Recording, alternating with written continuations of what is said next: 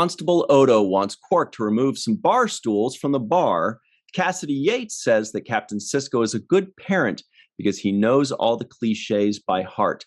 And Jake Sisko is working on a crime novel, but he's hit a wall in his writing. Hello, everybody, and welcome to the Seventh Rule with Jake Sisko himself, Cirroc Lofton. Hello, everybody. My name is Ryan T. Husk, and today we are doing a review of Deep Space Nine's Season 6, Episode 25, entitled The Sound of Her Voice. Story by Pam Pietroforte, probably Pietroforte. Teleplay by our good pal, Ronald D. Moore, and directed by Weinrich Colby. This was June 10th. 1998. Where were you? How you doing, Cirroc? Doing well. Pietro Forte. I wonder if that means the force of Peter. Feet. Or yeah. Because know P-I-E-T sometimes or P-I-E-D sometimes mean feet. But yeah, let's just go with Peter instead. That's probably better. Foot strength. Well, no, I don't know. Foot strength. That means you're like I got this is the first time we've seen Pam's name pop up in the storyline, so that's pretty. I think so. Shout out to I would remember that time. Difficulty. And oh wait, no. Yeah. No, she also has a story by credit on statistical probabilities. How did we forget that? That was the one with the four geniuses that are in that room with the with Bashir, right? The exactly. hybrids. Yeah. Okay, so clearly, kind of off the beat stories that are not typical. They're atypical type stories. The ones that Pam writes. Yeah, and these are the only two of hers. So this is it. This is her swan song. Some Twilight Zone-ish kind of feel. I'm sure she would be a great guest to interview and kind of ask about her influences. But I did like this episode. Sound of her voice definitely has that kind of old school feel for me as far as accomplishing so many different things, and it was such a very simple way to do it, but it accomplished so many things in a very low tech kind of way, right? Mm-hmm. Also, before we get too deep into this, we want to make sure to give a very special thanks to our friend out in Austria. Don't say Germany, it's Austria. Robert Kaiser. Thank you, Robert. Special thanks to you. Hope you enjoy this one. Yeah, Austria. Yeah, that's the one. So Robert also goes to Robert. Yeah, we also see him at Star Trek conventions all the time. So we'll see you in Vegas, my friend. And sorry, what were you saying, Cirroc? I was just saying how beautiful Vienna is. If anybody gets a chance to go out there, gorgeous. All right. I almost went to Vienna. I was backpacking around Europe, did Amsterdam, London, Brussels, Prague, and I was going to go to Vienna, but whoops-a-daisy, started running out of money, so I had to kind of U-turn it and go to France. I'm like, I can chill over here. I got family, so that was my next, Budapest and Vienna. Never got to see it though, but I feel like I'm really missed out there. I feel the same about Budapest because when I was in Vienna, I was going to go shoot over to Budapest.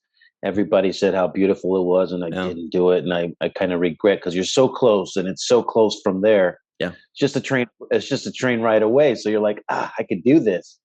Everything feels close when you're in Europe. You're like, you mean it's just this other historic city just right over there? Just you just hop on a train for like 17 euros or whatever it is, Yeah. You're like, this is good living. And comfortable trains, like where you can like literally just sleep, like stretch out your legs.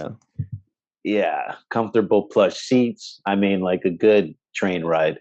So shout out to the Europeans out there that are doing their transportation and living right. Have a lot to see. Yeah, living right, and they have a lot to see. A lot of beautiful cities to take in. So One last thing one day I'll go back on those trains is that not only is it a pleasant experience to just stretch your legs out and whatever, it's never crowded, but also just to see the scenery and the countryside. Yeah. And you get to, you feel like you're actually seeing the world rather than just visiting a big city, you know, because everybody, when they travel around, they're just seeing big cities, you know, but when you're on the train, you feel like you're seeing the world. But anyway, don't want to take too much time on that, but it's amazing. No, I have to, I mean, that's 100% right. I remember one time on the train in Switzerland, and as we're passing through the villages and the countryside, there was one piece of graffiti. I don't remember seeing much graffiti, but there was one mural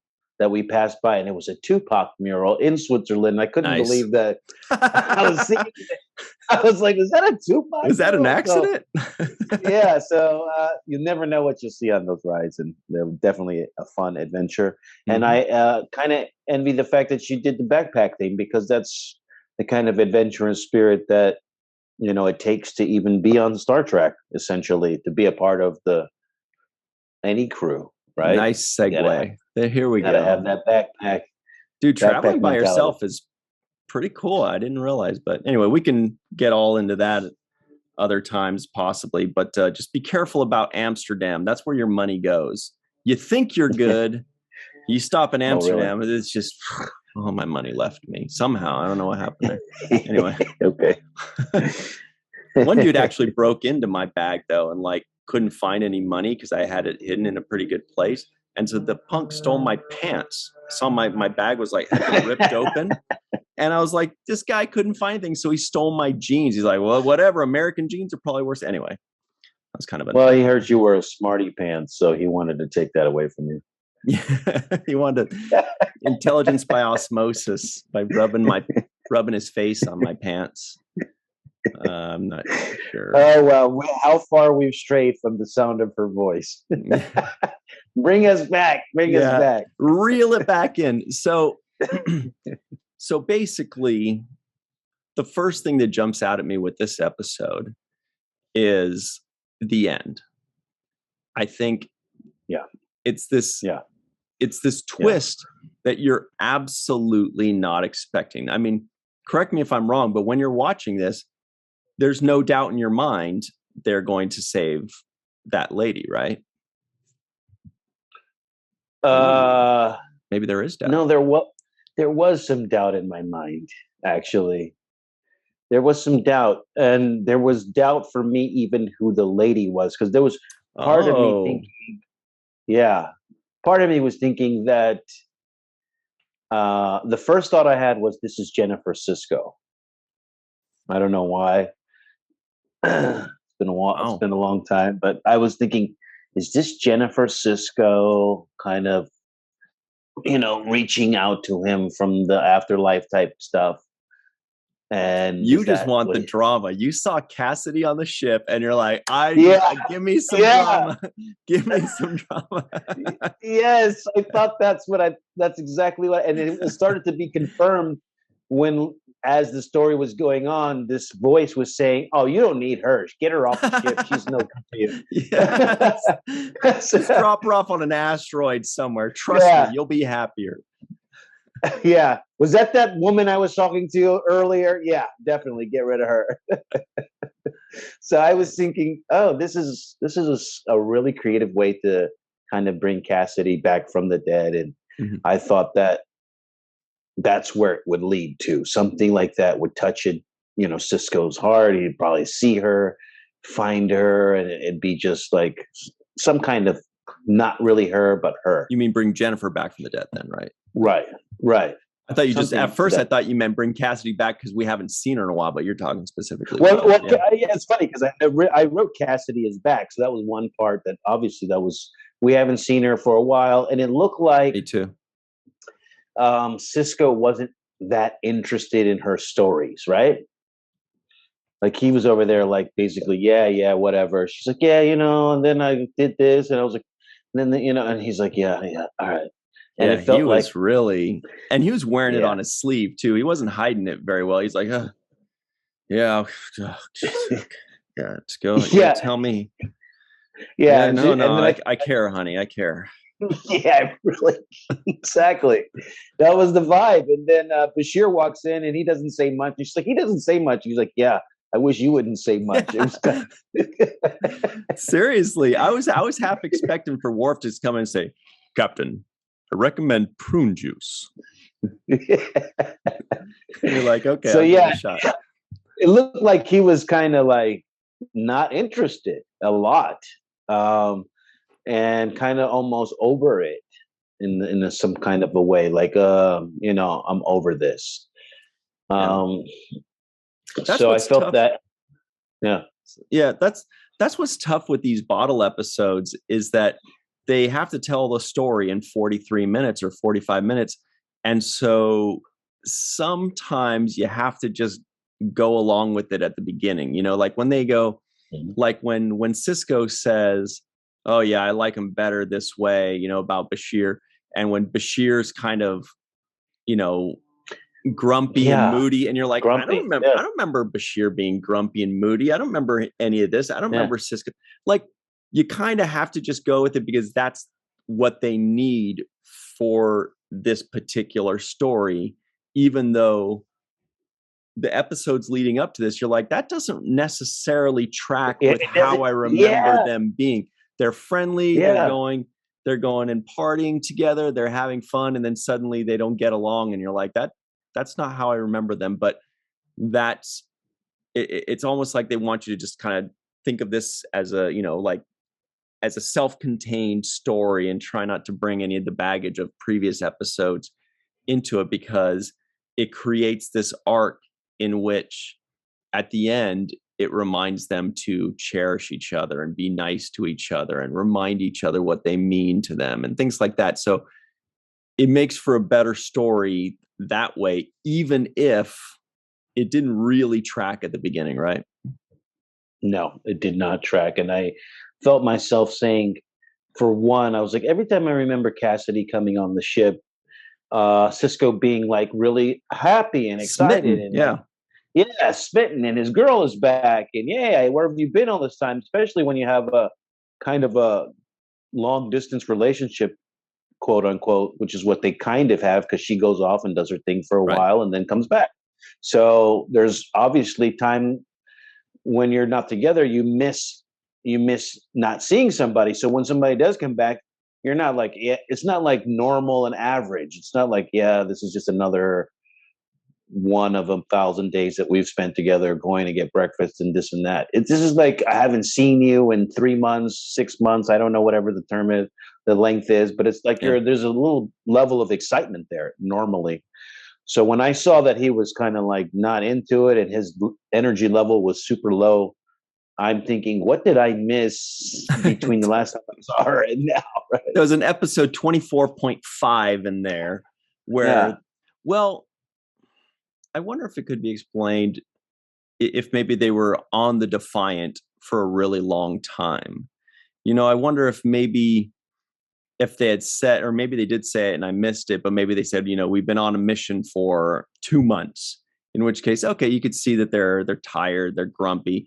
Or if this episode was just meant to be earlier in this season, where it would have worked when they're constantly battling with the Dominion or something like that. But either way, that was a little, you kind of have to just go with it sometimes and just try not to think about it too much. It was the Bashir thing too, because Bashir seemed way out of character. He was like really like there was an underlying type of almost depression that was there, right? Yeah. It felt like something's deeply bothering him.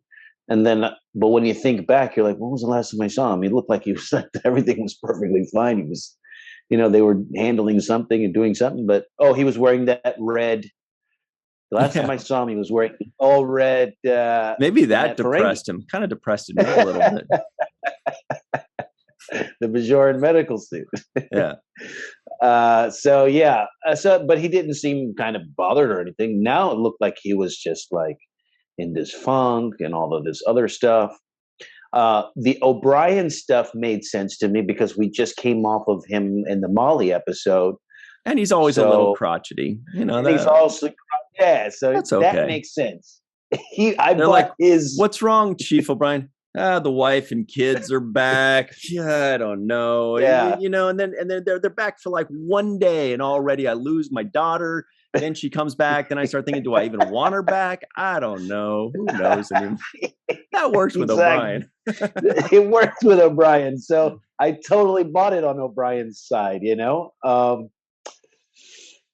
So the other part, so that's why I thought it was they were setting me up for the Jennifer Sisko thing. I was like, okay, this is Sisko, Cassidy doesn't seem right. I think they're trying to get rid of her or make her stand up and fight for him, right? So I thought this is a moment in which it's kind of like, hey, I know you've been talking to that girl. I checked your phone, and or one of those kind of. I thought this was going to be the source of drama between Cassidy and Sisko. Like, you're up all night talking to this girl, and I just got back, and da da da da, and then if it's Jennifer Sisko or a lookalike or somebody who's I don't know, alternate whatever, however they do it, then it would even be more like you like her because you've been talking all night to her. She physically looks like the woman that you already have been married to, right? Yeah. So basically, I'm out, kind of a thing, right? Yeah. Yeah, that would have been interesting. I don't know how they would have written that in, like explain it, but they can explain anything away, whatever. It's mirror universe, Jennifer Sisko or whatever they want to do. Right. But that would have been fun. It would have been fun to see, Captain Sisko squirm a bit and be like, "Oh, hey," and she's like, "Aren't you happy to see me?" Well, boy, oh boy, yeah, boy. I mean, oh, hey, Cassidy, what are you doing? I thought I told you to stay on the ship, Cassidy. Like, why does your voice go up 2 octaves when you're nervous? Well, I'm not nervous. I'm not nervous. Yeah, it would have been fun. Yeah, I thought it was going to be one of those kind of things where you just got, you have to have a difficult conversation with your woman. So I thought that was going to be the case, but they did throw me for a few loops there. And the thing I think, well, we could get into the second half because I do agree with you. The ending makes the whole thing work, right? It makes it a Twilight Zone type of episode. It makes it one of those episodes where it takes it from just being a normal rescue to an interesting kind of provocative, make you think type of episode where you're like, oh, okay, this is interesting. Just the idea of it is interesting, right? Talking to somebody. And this feels like, and this is just a total guess on my part, it feels like the idea was pitched that there's a lady or a captain that, they're trying to save and they're just hearing the voice and that element, right? And, they want to go find her and they want to go save her. And it feels like the actual writer's room, and Ronald D. Moore and Ira and them said, what about if when they find her, she's long since deceased? Like they created the twist. It feels like somebody that would pitch the story would just pitch, the main chunk of this. And I wouldn't be surprised if they created the twist at the end, which is that when they find her, she's already dead, because it felt like the natural inclination. What they normally do in Star Trek is that they get in just in time. They save the lady. They actually get to meet her and she says, thank you. And they say, no, thank you. That kind of thing. Right. And then we're happy because like we've been watching this episode for an hour. We don't realize it, but we actually need to see this one. We need to meet her too, because we've just been hearing her voice and her voice and her voice forever. We need to match the face to the voice, and we never get that. And that feels like more sophisticated writing that the room would come up with than somebody that's naturally pitching. I could be wrong, but that's just my impression. And it's a classic case of the writers giving us what we need rather than what we want. We think we want to see that lady. We think we want to finally get the mystery solved or that, the closure. We think we need that, and that's what we want. But really, they don't give us what we think we want, and it creates a more compelling story at the end there. I think so. And what makes it compelling to me is the fact that you have all of these conversations that are based around private thoughts. It's a way they use this as a springboard to get into very personal private thoughts in each one of the crew members, or most of the crew. And so you get to see stuff or have these conversations where you feel like you have confidentiality, right? It's like, okay, me and this random person I've never met before. So it's like almost going into confession, and you don't see, the priest behind, and you don't see them. You just make your confession and then you walk away. And it's kind of that anonymity that allows you to feel free to reveal personal thoughts or exactly what you're going to. Yeah. I think we all kind of get that impression of like, it's easier to convey your feelings to somebody through an email or through a text or something rather than face to face. And sometimes it's easier to convey your feelings to a complete stranger, like you're saying. Like, there's just this weird thing that's how humans are. Apparently, that's also how genetically engineered humans are. We don't know about Trills or Klingons because they didn't seem to, really go deep into confiding in her. But yeah, I think that's what it is. It's like when there's just somebody there that just wants to talk with you, that you're not seeing face to face, that you don't know for 6 hours or 4 hours, eventually you're just going to start kind of spilling your guts. And, it's a really interesting idea. I'm glad they did this episode. Love the episode. And there's very specific moments that I love that we can get into, but, I did love a lot of the episode, and it felt to me like one of those feel-good episodes where I feel the kind of bond in the cast. Because I think one of the main big stories, the B story, I guess, is the Quark Odo, and that's a whole nother that's true, dive to me into friendship and the bond that they have together as a crew. And it was really cool that Jake Sisko is kind of the third member of that storyline. It's almost like he's got his own storyline with Quark. But it was an interesting angle for your character because usually it's like him and Nog or him and his dad, whereas he had a different perspective or a different role in this episode of the guy that's going like, what's this? Well, what's that? Well, how do you work this? And, he's kind of taken on a different role. We saw a little bit of it when the Dominion had taken over the station. He did a little bit of that with like Wei Yun and whomever, but it was really cool to see him in this new kind of role for the story, Actually, we'll talk all about that. We're going to take our break right now. That's on that. I know. I'm like, what am I doing? I'm opening this can of worms like 10 seconds before we got to go to a break. But we'll be right back on the 7th rule, everybody. So don't touch that dial. Remember when people used to say, don't touch that dial? Anyway, that's when we had dials. Yeah, I know. Don't touch anything. We'll be right back on the 7th rule. Hey, everybody. Looks like you did not touch that dial. Thank you for that. We're back on the 7th rule with Cirroc Lofton. Hello. My name is Ryan T. Husk. We are doing The Sound of Her Voice, Deep Space Nine, Season 6, Episode 25. Here are the trivioids. We're going to get right back into it right after this break. So don't touch that dial. Odo wants Quark to remove some bar stools from the bar. Cassidy Yates is now convoy liaison officer to the Federation. Cassidy Yates says Captain Sisko is a good parent because he knows all of the cliches by heart. Captain Sisko likes Bashir better when he's quiet. Who doesn't? A signal is coming to Deep Space Nine from somewhere in the Rutharian sector. Only Quark would consider bar stools a form of artistic expression, says Odo. Saturday is the 1-month anniversary of Odo and Kira's first date, but Sunday is the anniversary of their first kiss. Jake Sisko is working on a crime novel, but he's hit a wall in his writing. Okay. That's that there. So, yeah.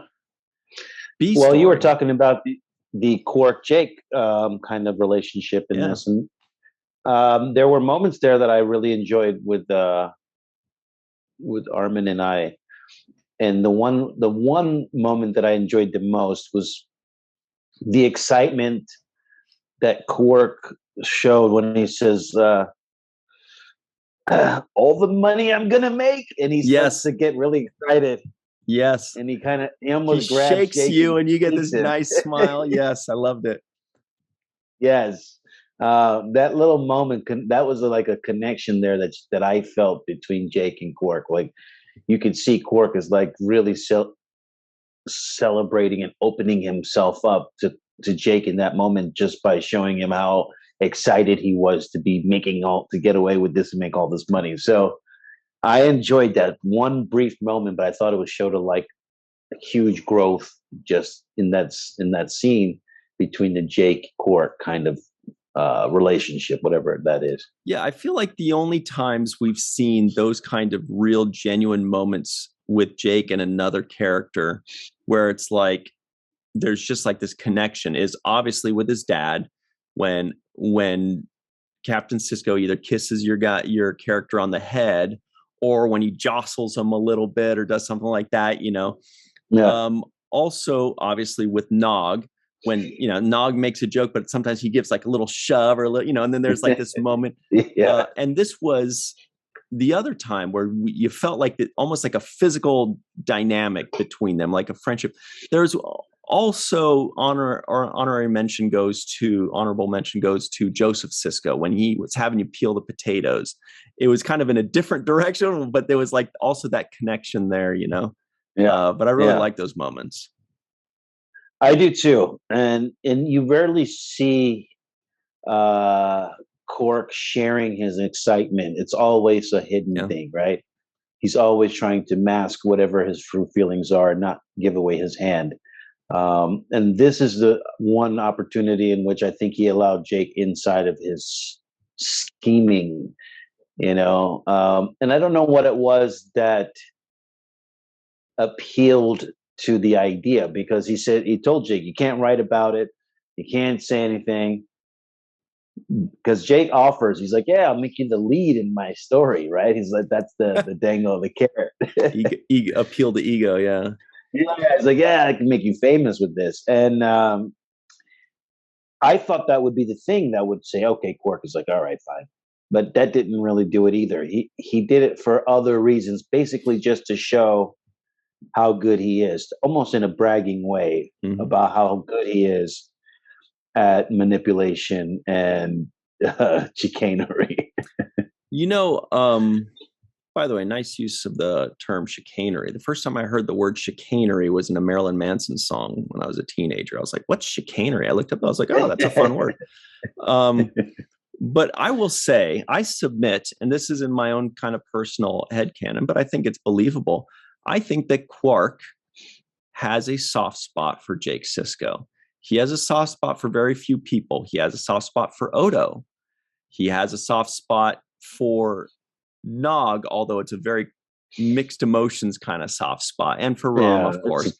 It's a tough love type of soft spot. I think he's got a very soft spot for Jake Sisko because he always looked at, Jake and Nog as the kids that he kind of watches, kind of scolds sometimes.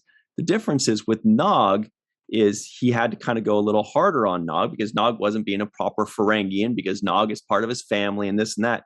Whereas Jake, he could just enjoy him for being a kid. He doesn't have to worry about raising him or turning him into a good Ferengi. So I think he definitely has a very powerful soft spot for Jake Sisko and likes him. We hardly ever see it, but I think it's there.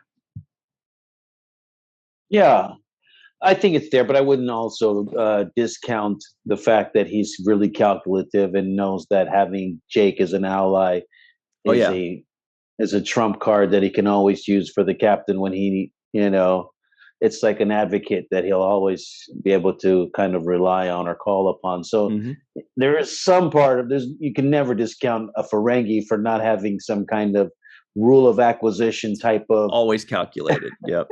calculation behind his motivation. So yes, I believe there is a genuine soft spot there, but I also believe that it's also for the benefit of future manipulation when it comes to and he did mention a rule of acquisition. No good deed ever goes unpunished. As everybody knows, rule of acquisition number 285 sounds very similar to what we just say here on planet Earth. Okay.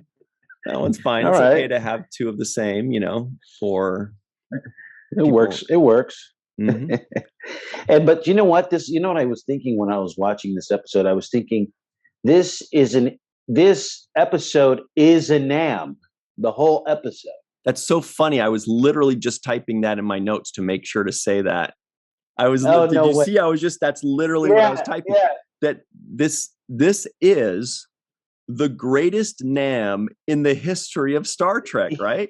The whole episode is a NAM. The whole episode. I was like, this is the greatest thing. I had to write it down. I was like, however, we do get to see the character, but she's dead, but she is on screen. So I don't know, but that's what I put. I put like this is like 50 NAMs practically. I was like, they basically turned an entire NAM into an episode, and that's pretty damn clever too. Mm-hmm. What were you? I kept thinking this. What was the name of this person? Lisa Cusack. John Cusack. Exactly. Also, everybody at home, if it's your first time watching, a NAM is a non-appearance mention. We like to keep track of the people, the characters that get mentioned in an episode or discussed when they don't actually appear on the show, so that they still get credit, because on, say, like IMDb or whatever, you only see the episodes that their face was actually in it, but you don't see any credit for when they were just mentioned or discussed, but their story still lives on. Like, even if whether Jake Sisko is writing a novel on screen or whether Captain Sisko is just saying, my son Jake is writing a novel, either way, you're still getting that piece of story. So we want to always make sure to take note when someone is mentioned. And speaking of that, who is in the lead of the NAMs? So I know you keep a running NAM. The lead non-appearance mention tab. Right, is Keiko O'Brien, especially for the last season or two, because she was never on screen, but O'Brien kept saying, oh, Keiko's with the kids on Bajor, or oh, Keiko doesn't like it when I do that, or Keiko's going to be pissed when I bring home a cat, or whatever it is. But she's definitely pulled away from the pack in the last 2 weeks. Second place is Molly with, oh man, this is the problem. Molly with 13.5, because I think we had a long discussion, and so we gave her a half. So she's at 13.5. And then third place is a tie between Nog at 13, right behind her. And, actually, no. Second place, as of this episode, passing both Nog and Molly at 14, is Shakar.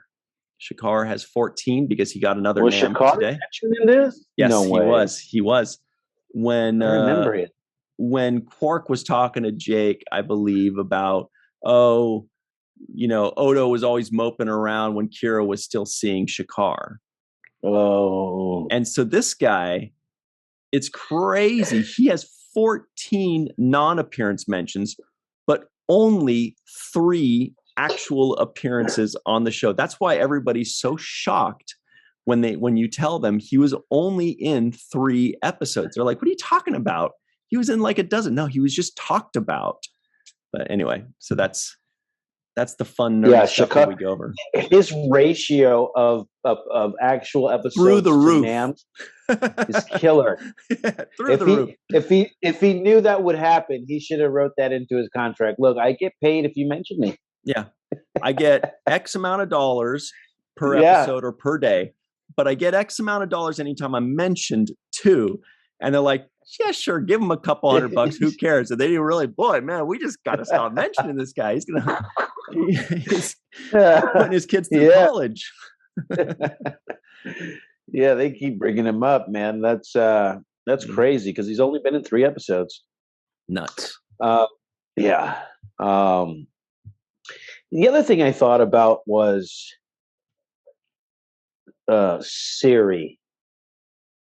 I thought of Siri. You know how it's that voice that's there that you could talk to, Siri this or whatever, or Alexa or whatever these different.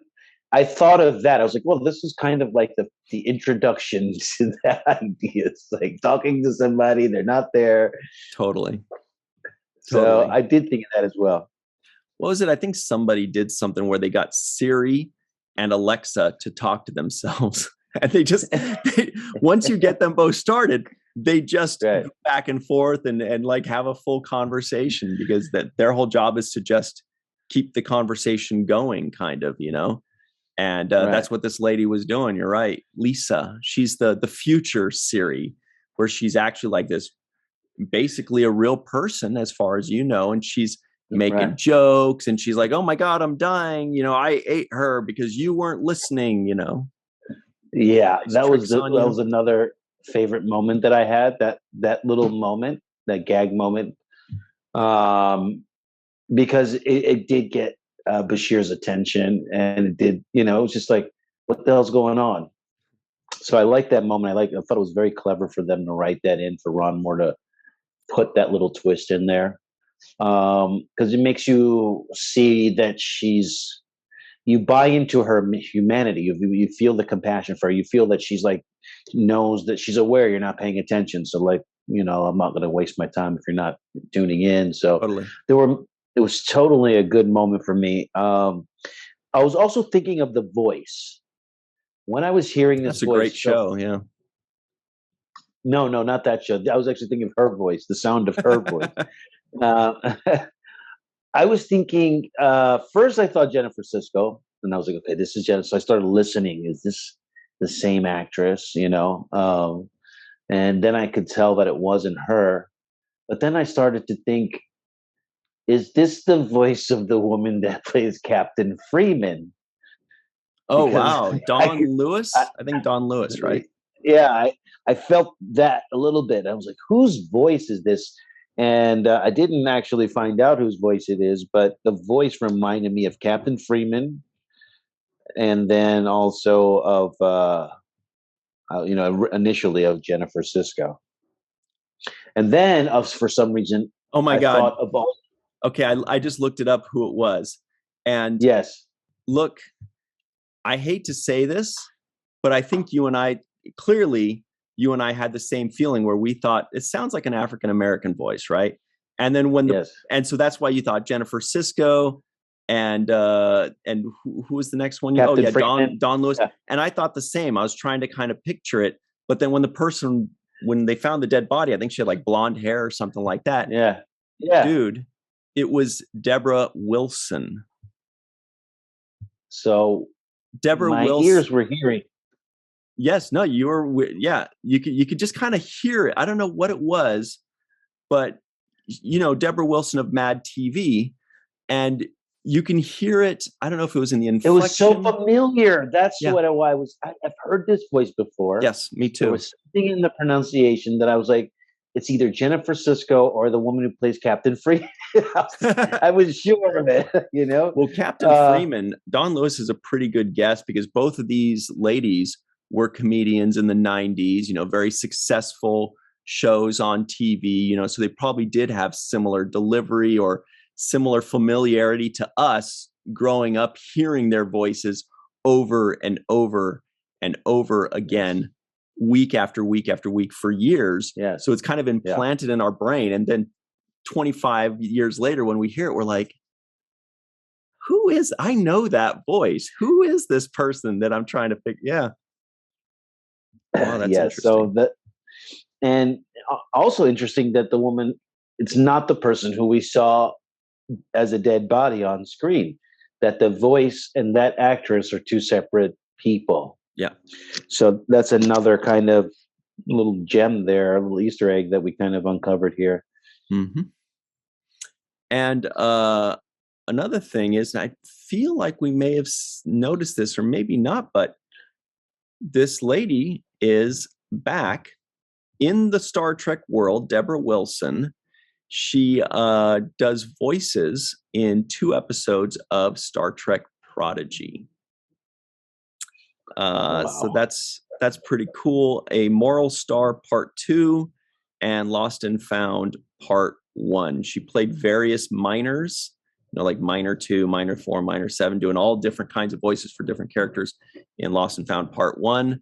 And again, a minor in A Moral Star Part 2. So it's probably only a matter of time till they bring her back for, some other kind of main role. But right now it looks like they used her for to fill in like all the various voices that you hear when they're going by and they're like, "No, save us," or whatever it is that they do. That's really cool to see her back. That is cool. Deborah Wilson. Shout out to her. Old school. And very good as a voice actress in this too, by the way. The familiarity she had when she was talking with people, it felt like she knew Sisko, felt like she knew Bashir, felt like she was calling out everybody on the show. You could feel her personality, right? Mm-hmm. When you're listening to, and I think that's the whole point of this episode, is that you never actually saw her, you never met the character, but you felt like you knew her.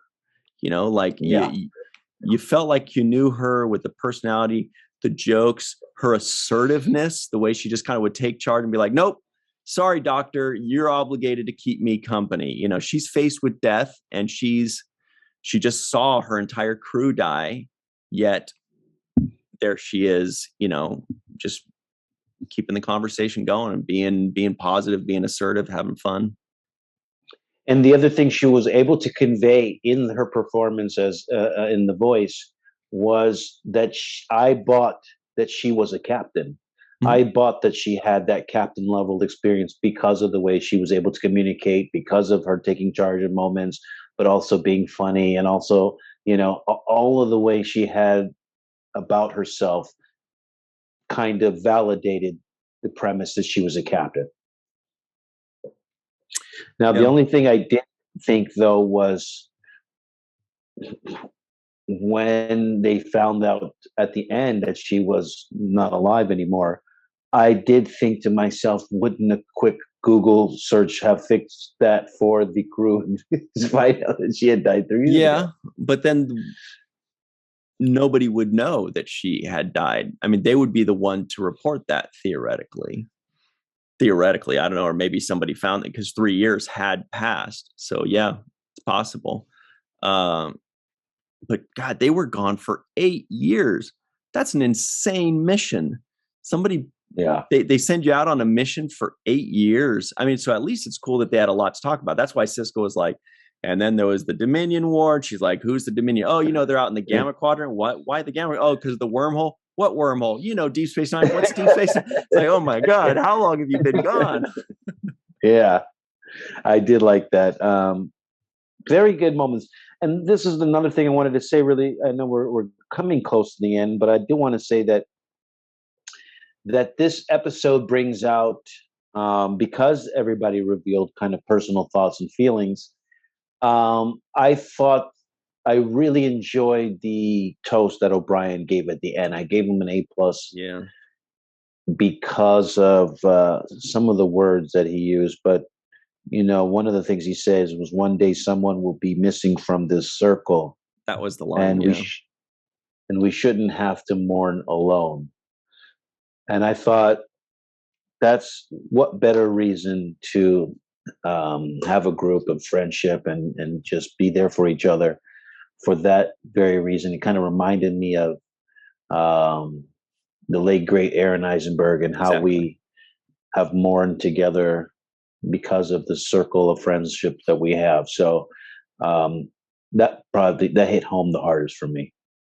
Yeah, and I've thought about that many times before. And then when O'Brien mentioned it, it definitely hit for me. Is sometimes you have a group of friends and you kind of come to this realization sometimes, that, hey, 50 years from now, or maybe tragically not too far in the future, one of these people is going to die. And then we're all going to kind of start dropping, sometimes I think about that as, say, like Voyager, knock on wood, they haven't had any tragic losses, right? But maybe 40 years from now, you never know, like 3 or 4 might go in 1 year, because once you get older, and then Deep Space Nine, it has been hit by tragedy twice, with Renee and with Aron, and our little team was hit so hard with Aron.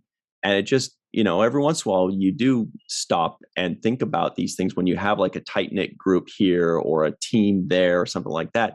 You are aware that, and sometimes it happens way sooner than what obviously anybody would expect.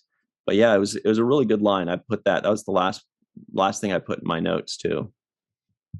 Yeah, I thought it was A+.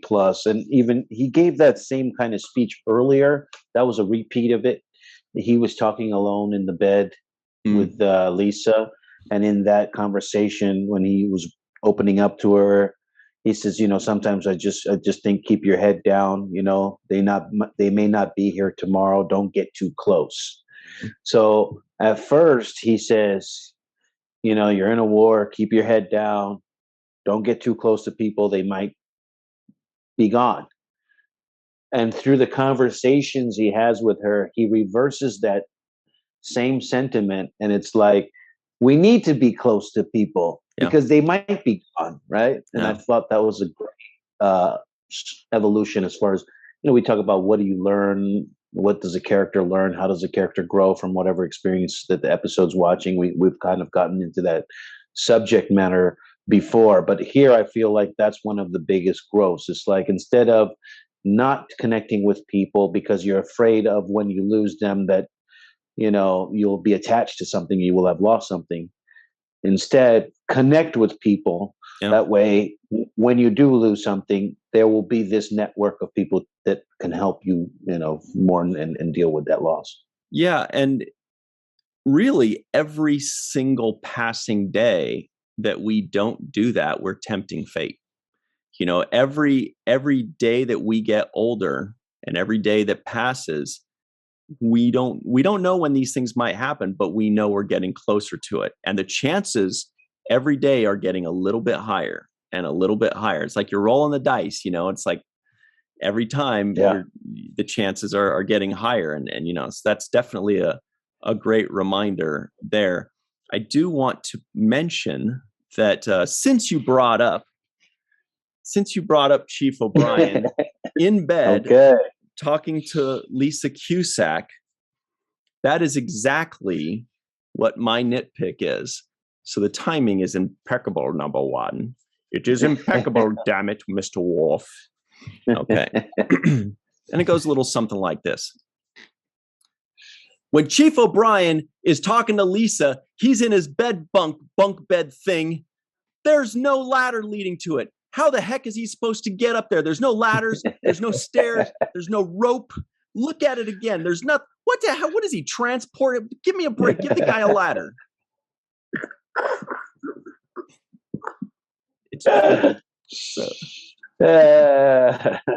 He got beamed up to the top bunk.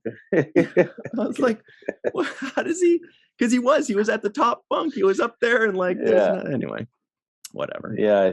I thought you were going to say, where's his wife? How could he sleeping in a bunk bed? What the hell are you doing, man? Don't you have a wife, kid at home? She's never around. That's why she gets all the nams. Yeah. I also wanted to say that the beautiful relationship between Odo and Quark, the Odo kind of disguised in the cargo bay as, and then overhearing all of this personal conversation that Quark was saying, hey man, this dude owes me, man. I hooked this other guy up with the love of his life and he's on my ass just with a microscope. Odo really, Odo really showed a lot of growth in that moment too. It felt like he was like, you know what, maybe I am being such, the guy comes in there. He's talking about the backs on stools, and I'm like, dude, this guy's worse than the health department. Odo. Yeah, the health department. Yeah, when I had a restaurant, the health department comes in there and they start just like going through everything, looking at everything, and you're like, seriously? You got to check to see if the ice cubes are cold enough. I was just going to mention the ice cube. They love to pick on the ice. Yeah, the ice is their favorite nitpick. Yeah, all ice, and I'm like, seriously, temperature of everything. This got to be hotter. This got to be colder. And then like looking at the trim on the floor, they go in there and it's like, oh God, I'm scared right now because they're going to find something. And that's what Odo felt like to me, with the regulation and the rules and the code and the backs of things, and somebody could get vertigo. But I did like the fact vertigo. I was seriously.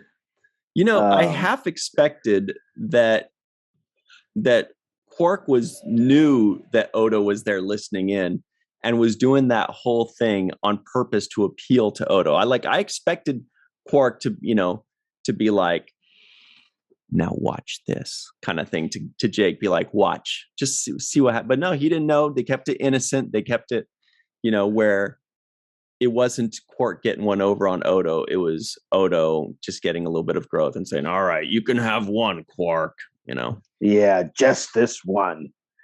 But that would have been a great twist, though, if there was if Jake was reading off a script. Yeah. Right? Quark had prepared his lines. Yeah, yeah. And then Quark goes, and that's how you write a good villain, or whatever, or whatever it is. And then Jake's like, that's pretty good. No writing, just up here. No writing. Yeah. So that would have been we're about to go to our free-for-all, everybody. But before we do that, we want to give a very special thanks and shout out to Homer Frizzell out in Walter Koenig's former apartment building in New York, Dr. Marie Segal, Eve England out in Wales, Yvette Blackmon-Tom, Carmen, a.k.a. Skillet, Tim Baum, a.k.a. Grandpa One, TJ, Jackson-Bey out in Missouri, Bill, Victor, Arucan, Titus Mohler, Darlena Marie, John Mann, Dr. Mohamed Noor, Tierney C. Dieckmann, Rex A. Wood, Anil O. Palat, Anna Post, Dr. Frank Sobozhensky, Patrick David Lindsley, Joe Balsarati, and of course, everybody knows Dr. Susan V. Gruner, the Bug Lady. We'll be right back on the seventh rule. Stick around. We've got the free-for-all next. See you then. And we're back. Welcome back to the seventh rule with host Ryan T. Husk, star Cirroc Lofton, and an amazing panel cast of associate producers. Eve England out in Wales to Co. Gold do Scott, Anna Post, and I can't believe it's Anne Marie. We have Rex Wood representing Trekkers Against Bullying. We're all really against bullying, right? And we have Sue Gruner, the Bug Lady, not to be confused with the Bag Lady. Anil Palat and Apartment Homer Frizzell. Hello, I'm Apartment. The board queen. And ladies and gentlemen, the wonderful, the awesome Malissa Longo. And I am TJ Jackson-Bey. Also wonderful and awesome. Hailed you very much. Yes. Wow, fun. All right, well, we've got a lot to go over, everybody. First of all, first things first, Jake Sisko guesses the IMDb score. IMDb for this one. I like this episode. I'm going to say it was an 8. 8. Straight 8.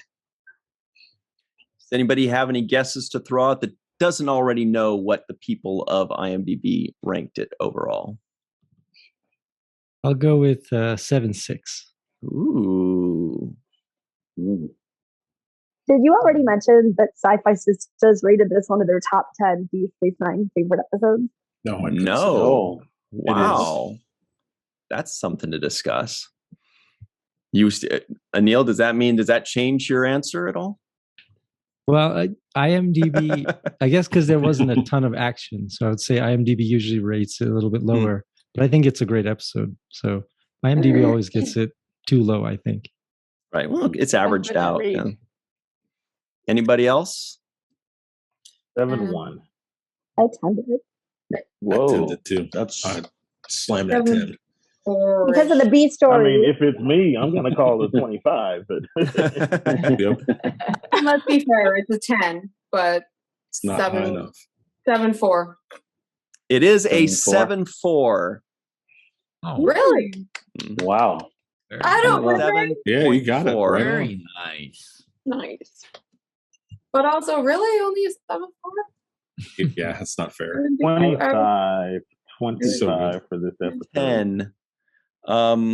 So the other thing is non-appearance mentions.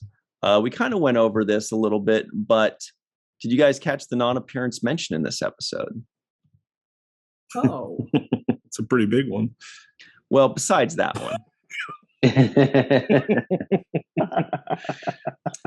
It was Shakar again. It's always Shakar again. This guy's dominating. Namhor. Namhor. That's his nickname, the Namhor. Okay, but Scott, you brought it up. A big Nam. Do you guys consider this entire episode a Nam for Lisa Cusack, even though we saw her at the end? Well, did we see her? We saw her. We didn't see her. Yeah. There was no actress. We saw her corpse, her skeleton. We saw a representation. But that's not. That was her. I wish they would have put a picture up of her or something, like her service picture, like next to her casket or something. I wish they had done that at the service. Had her picture. I was actually going to lead in saying this was the greatest non-appearance mention of all time, right? Ever. Yeah. Not a Nam. Ooh, get him, Homer. Oh, get him, Homer. Was going to have that. Why not, Homer? We do see Lisa Cusack, despite the fact that there isn't an actress there. And so it's an appearance. So it can't be a non-appearance. And there was an actor that did work this episode with voiceover too. So if we're counting it, that they should, even though they didn't they weren't there. On set. But it's worthy of discussion. Perhaps in the live chat, there can be spirited typing. All right.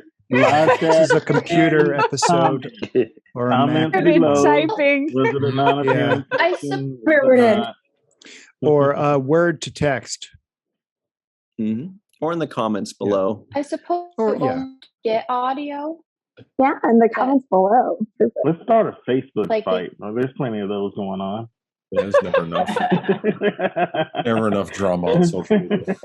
So Homer, if it was a grave site that they found and you never actually saw a corpse at all, would you still consider it an appearance? It would be a Nam, because we don't see the person or the mummified. It would be a Nam of the body. Yeah. Right. What about if they just found like a hand? Into various states of decomposition. So there's probably a limit at some point. Yeah, but she was a skeleton. So see, there we go. We're on that slope. I think what Homer's trying to say is, where do you draw the line then? If we see her shoe, is it an appearance? If we just see a hand, a necklace? Yeah, did we see the electric which are used? Exactly. Is it an appearance mentioned when the soul has left the body? That's what I'm thinking. I'm like, to be discussed. Well, it's not actually. I mean, even the Klingons say that the body it had an appearance. Even the Klingons say that the body is just a dead forest. Does it make a sound? Yes. Captain dies in a cave. You could say that Keiko has left her soul on Deep Space Nine for all of her non-appearance mentions, even if we don't see her. So I don't know. The soul, the Pa is a tough one. Hold on. Anyway, I think we're boring Sue and Anil and Anna. So. I don't know. We got him.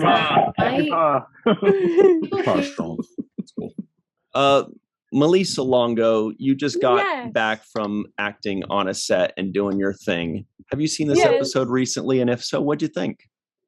I haven't seen it recently, and I was Eve England out in wow.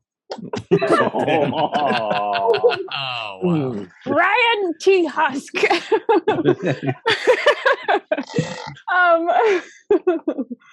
No, I haven't seen it recently, but I was scouring IMDb to refresh my memory.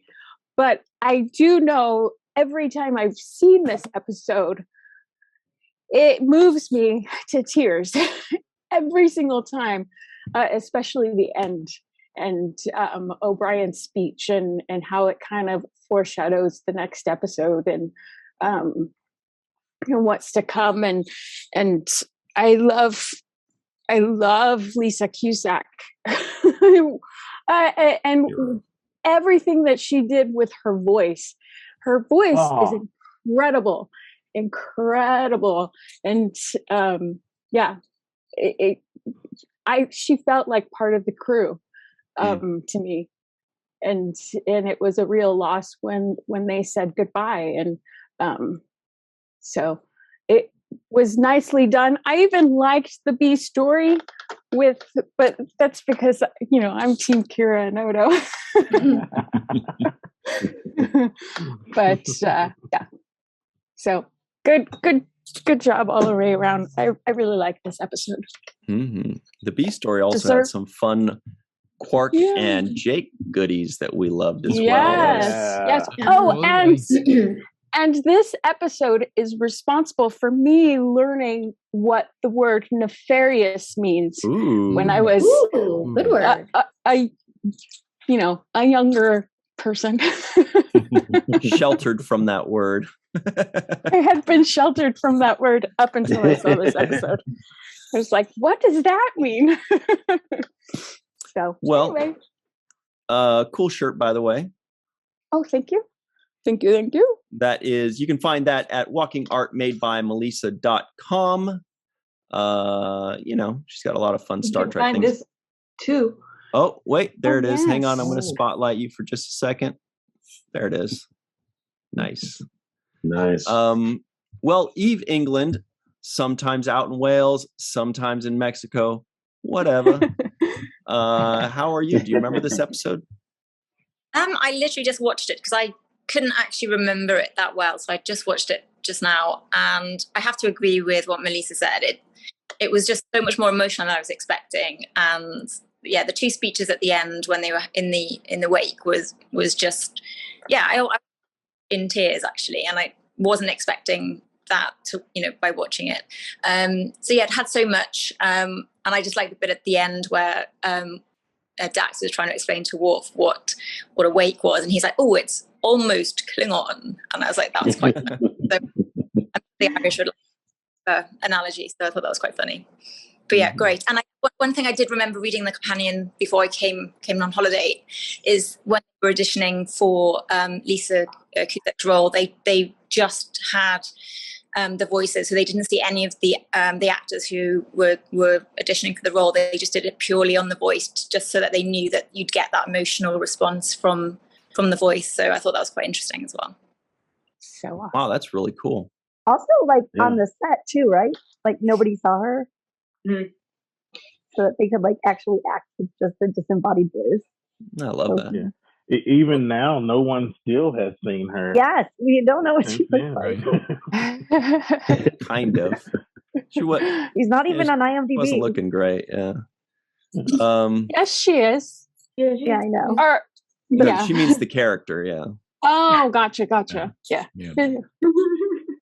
Well, Dr. Susan V. Gruner, floating around, looks like right next to Earth and Deep Space Nine. No, I'm guessing that's Bajor, but it looks like Earth.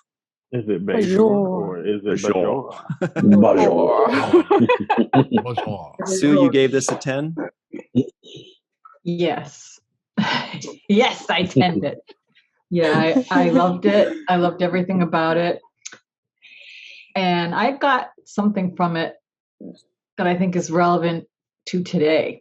Now with all of this, getting to know each other, sometimes with faces and sometimes not via WhatsApp or the internet or whatever, I am so tired of people saying to me, how can you get to know anybody online, or you don't really know them? Well, this just shows that you can. They all really appreciated her. She meant a lot to them. And I think that's really important that you can. Mm-hmm. They were there for each other. And I loved Miles' speech at the end. He gets a 10 for that too. I thought it was well written. I just loved the whole thing. It was very great. And I cried at the end. And I watched it twice because I was looking for the freaking NAMs that I missed. Oh my God. Nice. I love it. Cool. I do have a nitpick. One nitpick. Let's hear it. Why did they research when that ship went missing? I thought the same thing. That quick Google search would have fixed that. Good point. Alexa was on vacation. Yeah. It couldn't get any Wi-Fi out there. It was too far out. But there's no way Bashir's talking to a woman without a significant other, and he's not like doing a quick Google search. He's checking her Twitter, seeing what she's exactly. like. Anne-Marie, you sound like a genuine Facebook stalker. Yeah. She didn't deny it, y'all. No, she didn't. So Bashir's like, I'm checking her Instagram. All right. No, he is. Yeah, totally. You haven't recorded a log in 3.5 years here. Well, Goldu Scott, how many times have you watched this episode today? This is today 0. I watched it last night though. This is one of my favorite episodes. I feel like it goes under everybody's radar. This is I put this in the same spot as Nor the Battle for the Strong and a couple other episodes like that. They're just their episodes. They're so solid. There's a beginning, middle, and end. It is a classic sci-fi story about learning, about compassion and communication. 100%, particularly with Miles learning, keeping all that locked up from the border wars or the Cardassian wars, and admitting that he actually needed help. And you've got from day one. I mean, from the very first scene, you've got Jake learning from Quark, Quark learning from Jake, and then learning from, and Jake literally saying, "I'm doing a character study right there for these characters in this novel." Mm-hmm. And then you got Odo understanding Quark and letting him slide and do his thing. You know, so he can help me out a little bit. So I'm going to let this one slide. You know, and I just really thought, and then obviously everybody with Cusack and how she somehow out of time still taught everybody a huge lesson on compassion, which is really the rubber is going to hit the road in the next couple episodes for sure with that. And I particularly love the entire story of Miles with him, you know, because he's been talking about the border war since TNG and all the stuff that he had to deal with that. And then you think he's better, he's over it. And it takes a very courageous person to admit that they need to talk to somebody about something. And for him to come out at the end of that, and just the examples throughout of Ben just like not wanting to talk about Cassidy. And then at the very end, he's like, you know what, let's go talk. And she's like, yeah, you cook for me and it'll be good. Yeah. The whole thing was driven home. I thought it was really great. A beginning, middle, and end story arc about communication and compassion and understanding each other because you're trying to. And friendship. And 100%. Yep. Absolutely. Yeah, good point. Definitely tended. I tended years ago. So it's all as it should be. Anne-Marie, have you ever had any squabbles with somebody and told them, as long as you cook for me, it'll be cool? Oh, yeah. No, I don't think so. But that's like the beauty of getting to deliver food. Yeah, no, I'm like, yeah, I definitely haven't. It's DiGiorno, not delivery. Yeah. Right. Well, you love this episode, right? What'd you think upon this most recent viewing? I mean, obviously the A story is just perfect. And there's some really fun like medical terms scattered in, which I love, like when they talk about hypoxia and how to sort of like combat that on other planets. I think that's always the coolest thing. And you start like getting to think like, yeah, that is maybe how like they could get molecules to work and strengthen your muscles. But so that I love, and it's so compassionate and beautiful. But also the B story is just so cute. I love Woodman Quark's friendship so much. Love hearing doctors talk about the medicine in Star Trek, or scientists talking about the science in medicine, or Sue commenting on the insects in Star Trek, I should say, not medicine. This one is such a like low-key amazing medicine episode. I'm like, I'll have to come back here for more quiz questions. Nice, yeah. TJ Jackson-Bey out in Missouri. How much do you love this episode? Well, I think I'm going to have to change my rating from 25 to 125. Oh, that's fair. I love this episode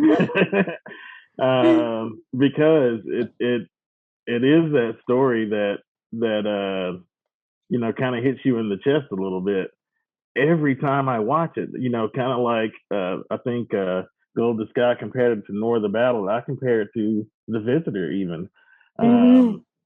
It's that type of story for me to watch these relationships form and kind of have to face that heartbreak at the end. Like every time I watch it, like I know how the story ends, and I still am, you know, in this journey, and I still have the feelings. And at the end, I'm still like, no, we got to do something else to save her. Like, got to get that shot maneuver. We're going back. We're going back 3 years, and we're going to fix this.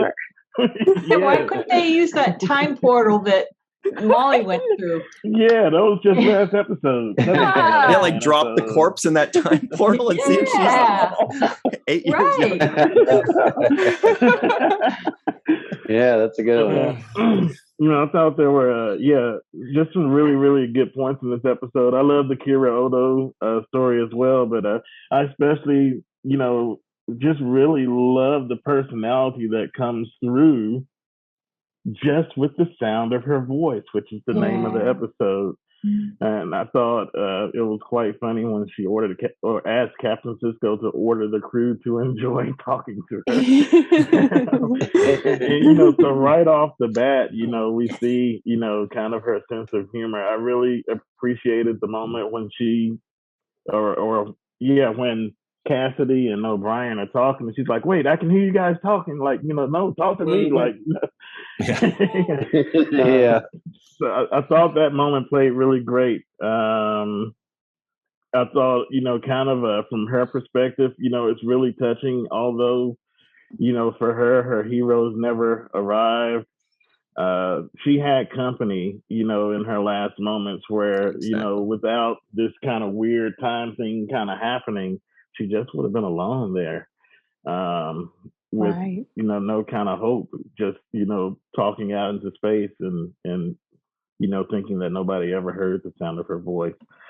So, that just gets me every time. I think this episode of Star Trek doing what Star Trek does best. And, you know, while I like the way, you know, that, you know, kind of some of the new series play with the kind of overarching stories, I feel like with the shorter season format that you don't get this kind of story in a season because, you know, they're so focused on the bigger story that you're not going to get a story that just runs into this kind of a, you know, dead end. Like, we don't actually save her. It just kind of, that story happened and, you know, now it's gone. So I do miss that part of the storytelling in Trek. And I wonder, you know, with the new Strange New Worlds, if we'll see this kind of episode again, since they're not going to be so focused on a big season arc. At least that's the word on the street. We'll see. That would be awesome, man. I do wonder, in addition to the nitpick that Sue brought up, she mentioned that she had a sister, and I just really have to wonder if anybody that talked to her went and looked up her sister and said, like, how do you even approach that? How do you go and say, look, I know, your sister passed away 3.5 years ago, but I got a chance to talk to her? Like, how weird is that? Did they record the logs? Yeah. Were they recorded? I would assume they probably would. I would imagine that all because that might be something definitely nice for her sister to listen to have. She would love that. So I would love to see, I don't know if it's in a novel somewhere, if somebody ever went and looked up her sister and it's a good point, this story that happened. That's all I got. Love this episode. The way that they would probably have to tell her sisters, they just kind of message her and say, hey, are you going to the Irish wake? She goes, what Irish wake? Oh, the one for your sister. But no. Oh, hey, I do have one more thing. So she mentioned that they left for this mission 8 years ago. So I looked up when this episode was, and 8 years before that was, obviously DS9 is 7 seasons, so it wasn't that. It was the best of both worlds on the Next Generation. Oh my gosh, I was thinking that. I was like, the board. Did she leave before Wolf 359? It's right around that time. And then the it was 8 years prior, right? Right, that's 8 years ago. It was 11 then? 11 years prior then, yeah. Was it 11 years? Not 8? Because it's 8 plus the 3. Right. So was she even in the right uniform? Math. Ooh, Scott getting it. Here. He was in the Next Generation uniform. I think it was TNG. Were they Monster Marine without the collar at that point? Yeah. Or? Yeah. But they had 2 uniforms. They did. They had the one with the line around it too, as well. Yeah, it switched pretty early on. She was on a specifically science expedition. They might have had him in a different uniform too, depending on their mission. Yeah, we have seen different crews. Which also just could have been how they explained it away. If somebody was like, you didn't do your research. Yeah. Speaking of your research, Tierney, do you have any thoughts on this episode? Cool shirt, by the way. Thank you, Sci-Fi Sisters from this weekend, handed to me by Miss Tamia herself. And I was like, you're giving me a shirt? Oh my God. I love it. And I thought it was very appropriate for this episode. And I was very glad to hear this was one of their top 10, I believe, which is also very appropriate. And to go off a couple of the nitpicks, and I'm really glad to hear, again, that everybody's got similar opinions on just how great this episode is. I would think one of the first things they would do with this happening is research the ship, unless this might have been some sort of classified mission. As you said, 8 years prior to the episode, plus the 3 have to do a little looking. I didn't even get that far in my thinking to look into that. So could be something along those lines to play it away. But either way, a good concept for a story, and similar to the Voyager episode where they found the Romulan captain who was back in time. I can't remember the name of the episode now, but very sad situation there too. They couldn't do anything. And the other thing with our appearance mention, I don't know what you call it at this point. Get your spirit fingers going in the chats. But I really wish that Deborah Wilson had gotten some recognition as a photo and a uniform at the Irish wake. Just at the end, just something. I know in the companion it was described as she was supposed to be a 50-something Caucasian female, and they just had all these people come in and read, and nobody saw anyone, just the disembodied voice, which was wonderful. I love that for directing until the end. Yeah. But she should have gotten that. She really should have gotten that. And I know that She's done decently well throughout her career, but at that time, she really should have gotten that representation. Just period. She's really great, and her voice is wonderful. And apparently, she I think in is either Las Vegas or The Experience or possibly online, she did have a little bit of a Star Trek thing where she tells you to it must be The Experience, to buckle up and keep your arms inside and don't get limbs cut off, which is kind of funny. But she was phenomenal. But I love this episode, and I had trouble with my notes because it pulls you in many, many different directions. It's another that will remind you why we love Trek, why we do this, because it's not the fast-paced, super entertaining fun. You remember it and you tell your friends, oh, go watch this episode of Star Trek. It'll get you into it. It's the characters are established. The story is established. It pulls at you and reminds you why you love it, why everyone's cool. I was actually thinking that this would be a good episode to introduce somebody to Star Trek because it's a really simple kind of concept. Somebody that's not into like the whole shoot 'em up kind of stuff, but somebody that just kind of wants to see a good story. And then the twist at the end, when they get affected emotionally, it might hit a switch and they go, oh, I see. Okay. This isn't just a sci-fi thing, but I don't know. That's from an outside perspective. See, I guess I take it from a little bit different, knowing the lore so well on all the different levels of what Bashir is going through. I mean, it's been another episode in a row where his character, and I'm not sure, but maybe Sid just in real life with everything going on, seems so tired and just worn out. And then you've got O'Brien. He's still talking about the border war, and you know that from TNG. You've got Sisko with Cassidy and the relationship, and they're struggling. Yeah. And I mean, I wouldn't want to be on a carrier with my husband. No way in hell. That is just, it's separate's fine. It's not that you couldn't do it, but that is, your relationship doesn't work that way. So from an inside Star Trek perspective, this is personal. I mean, listening to everybody, and I'm just like, I cry at this every time. And the very first time as an adult rewatching this, or teenager or adult, hey, you have a brain working besides being a kid. You watch this and I'm thinking, no, save her. There's something's going to happen. Something at the end is going to happen. O'Brien's going to find some engineering thing. Bashir's going to find some time thing where they reversed complete horrid geriatric aging on Deanna. They're going to just switch it. And she's fine. She's going to join the crew. Something's going to work. Every time I watch this, I think that, something will change and will save her. You can't help it with this one. It is very emotional, and the B story is great.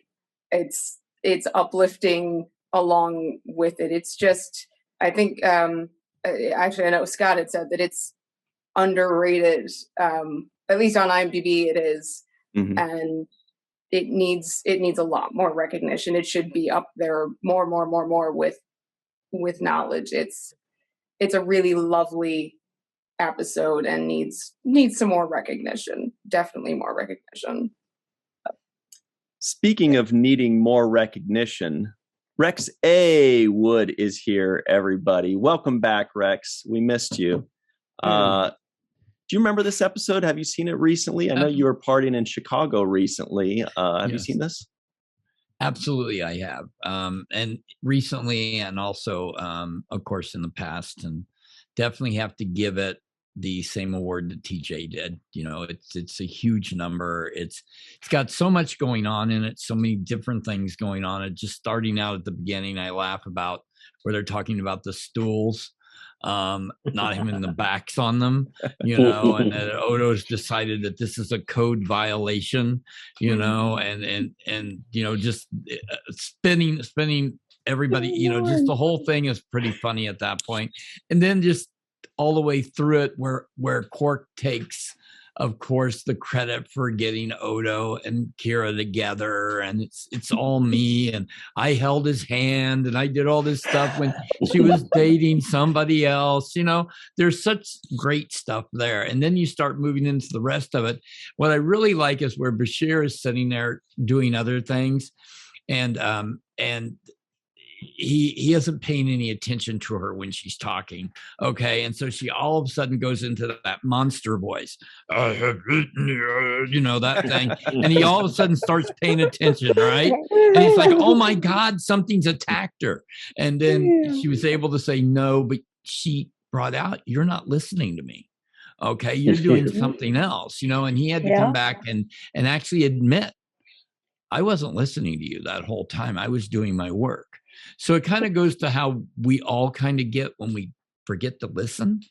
You know, we get involved in something that is our own lives, and we're doing something, and somebody is talking to us about something that's very, very important, and we forget to listen. You know, going back to Aron, you know, the whole listen to everything. Absolutely. You know, sometimes we forget when we're busy and we're kind of sucked into our own lives, that we don't pay attention to things out there. So that's one of the big lessons that I think you kind of get from that part of it. And then, of course, it's very sad at the end because there isn't anything we can do at that point. But that's Star Trek. You know, sometimes Star Trek hits that reality. You know, not everything is always perfect. Solvable. Not everything ends perfect, right? Right. So that's exactly it in this episode. So I like it so much because it just covers so many different things. And then at the end, when Odo is talking about letting Quark get away with something, you know, he was more interested in spending that night with Kira than he cared about that Quark was getting away with something totally illegal. So just the whole episode was laid out so well. So very good episode. Absolutely. Nice. Very good. Anna Post, who's still hanging out in the Chicago area. She's still hanging on to the fun of the convention. Do you remember this episode? Have you seen it recently? I did. I went back and rewatched it. Let me know if audio is not working because I've been having trouble. We hear you. Great.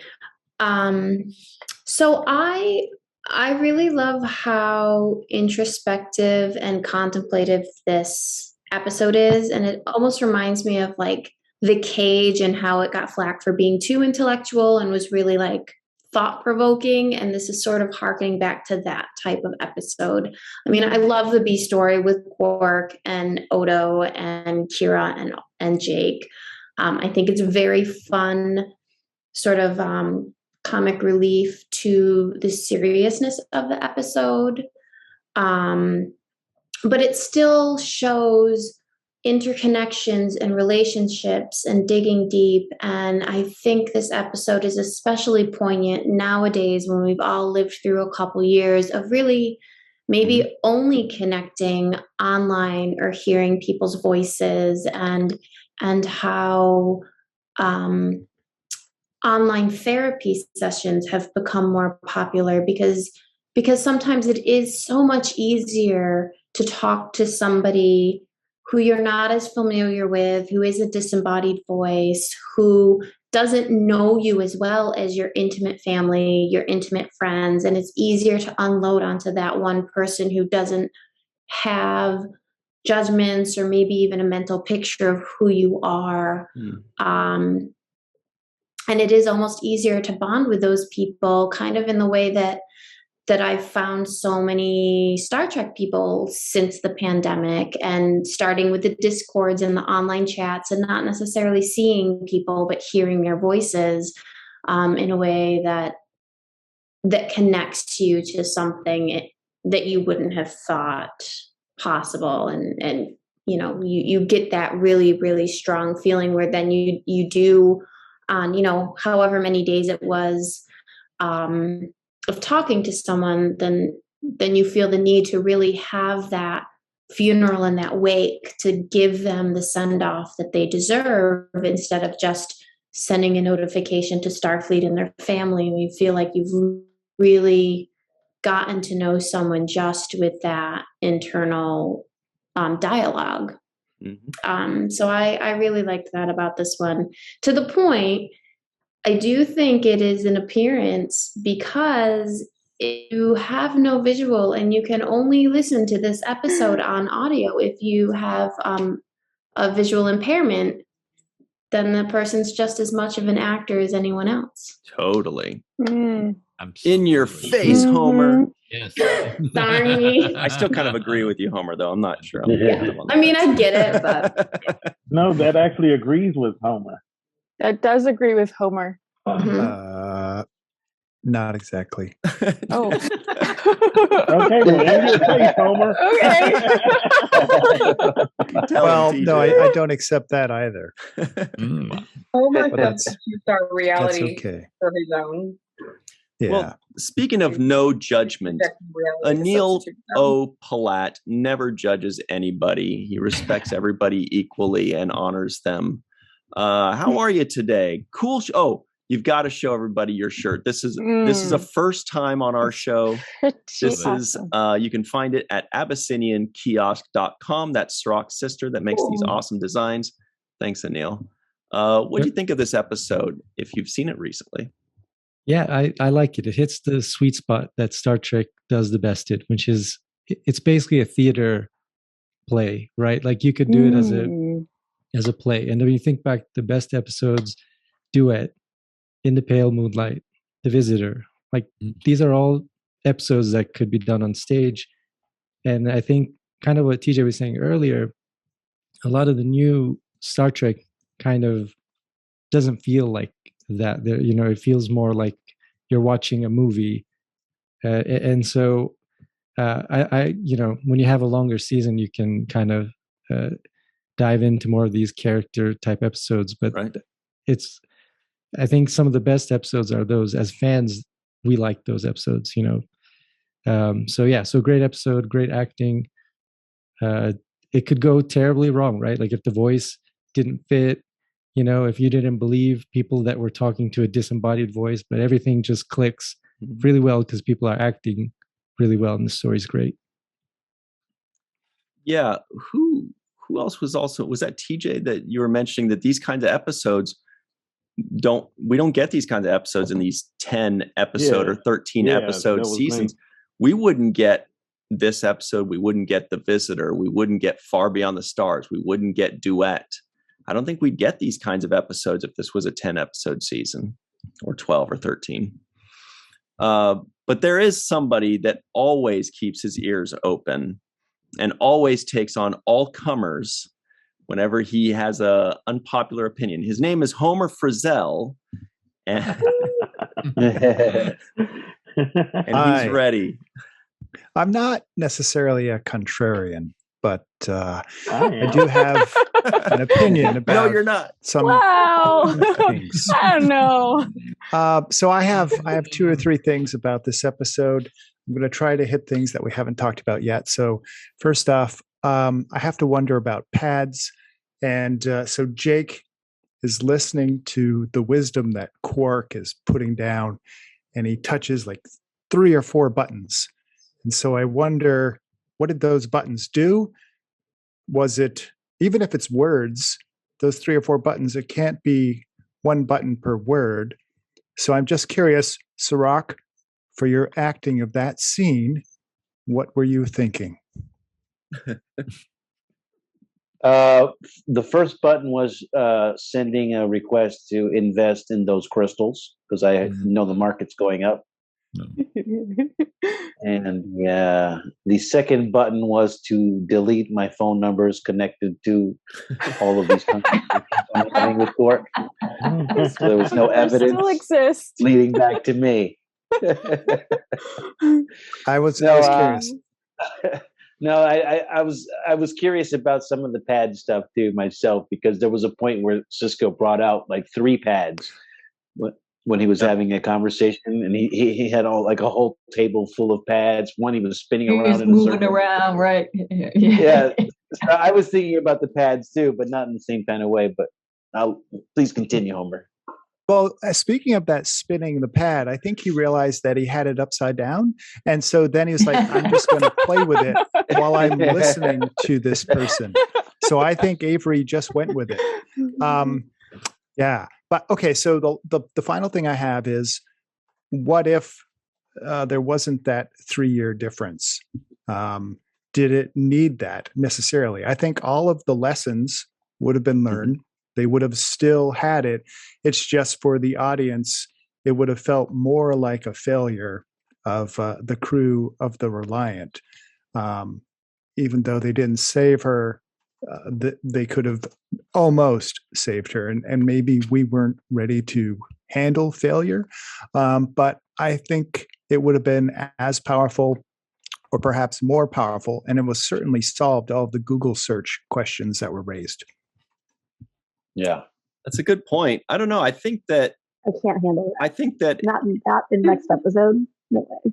Yeah, but I think that like we're used to like if Starfleet just arrives just barely too late, then they still revive them or they figure something out. Mm-hmm.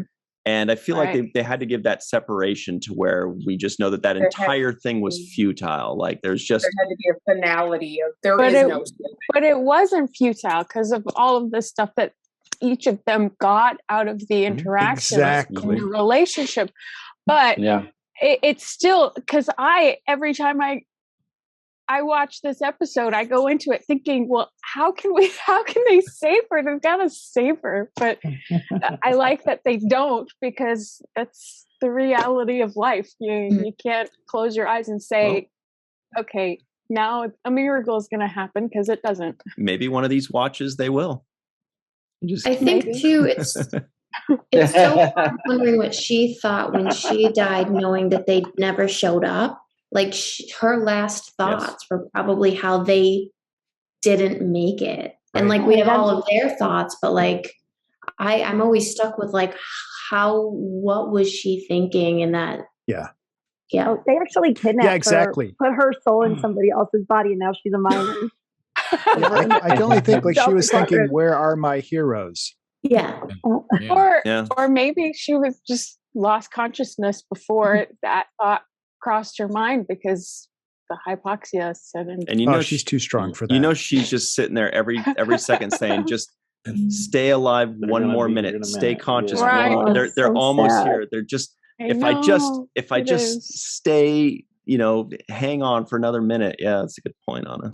I imagine not only her being rescued. I imagine after talking to them for 5 days that she was actually quite eager to meet him. Oh yeah, absolutely. Except for Bashir. But I would say or go like that awkward dinner with Sisko and Cassidy. To Bashir's credit and tagging on to what Rex brought out, to his credit, I think, he probably, if it was me or something, I probably would have tried to convince her and even myself that I actually was listening. To his credit, he immediately says, you know what? I was not listening. I'm sorry. That's wrong of me. I'm going to give you my full attention now. Mm-hmm. And then he did it. He did. and I'm not, saying this to paint myself good or bad, but I think, my tendency would probably be to even say that and still try to like do some, other things, working. Like to try to get something done. I can do this. I feel bad about that. Like I need to. So Rex, that lesson is from me when I watch this episode. That I should not have that tendency. For a lot of us. I also forgot to mention, how fun is it that commercial break ends right when she like says she's about to get eaten? So like at the commercial break, everyone thinks that was like actual action. Like, oh no. So funny. Well, we're just about out of time, everybody here, but Cirroc, Lofton, do you have any final thoughts before we go? This has been a really good episode and discussion. Love the discussion. Couple of things that I forgot to mention. One, I did think it was a trap. A part of me thought, oh, this is a trap. Like this is some alien using this as a ruse to come over here and get them to show up. That was a lot of Star Trek. Yeah, that was exactly. I also thought that this woman was very selfless. I thought that she could have easily have been talking about herself and what her problems, but she went into more of each character, which was a great tool for the writers to kind of give us an insight on what the characters were thinking. But I also thought that she was a selfless person and really showed compassion towards on the other side, right, towards their characters, even though she never met them. The other thought I crossed my mind was when I was a kid, we used to do a thing called pen pals, and that's when back in the day you used to write a letter. Used to write a letter to somebody that you didn't know and never saw before. Oh my this God. was before the internet. Oh my God, I thought you had like an early computer game because you said game. It's like pen pals, what's that? No, pen pals. That was something from my generation and before. I'm sure. I had one. Yeah, I actually met in person finally from Australia. Me too. Yeah, right. So I miss that too. I miss that. Yeah. So I thought the same about pen pals. Yeah. That start just writing felt to like each other. There we go. Right. So, but what I mean, I brought it up to say that you can feel connected to somebody you've never seen before. And then that's how the whole pen pal kind of thing worked for me. Quickly, I thought Paris, you know, she said, why did you want to do Paris for their celebration? I thought that was, I wanted to mention the Paris. I like the Odo wanting to go to Paris. And really quickly, the last thought I have is when Quark finally makes the deal, I thought that it was almost an opportunity for Jake to drop his old business partner Nog and go into business with Quark. And instead of the no fake consortium, we could have the big words. The Quark J back in business. Oh, Jay, I was like, wait a minute. This guy gets his hands on some pretty good merchandise. My self-sealing stem bolts are these really valuable crystals. Time crystals. But, moving up. He wouldn't let Jake touch him. He smacked Jake's hand. Yeah. You know what Nog would probably think of that? Yeah.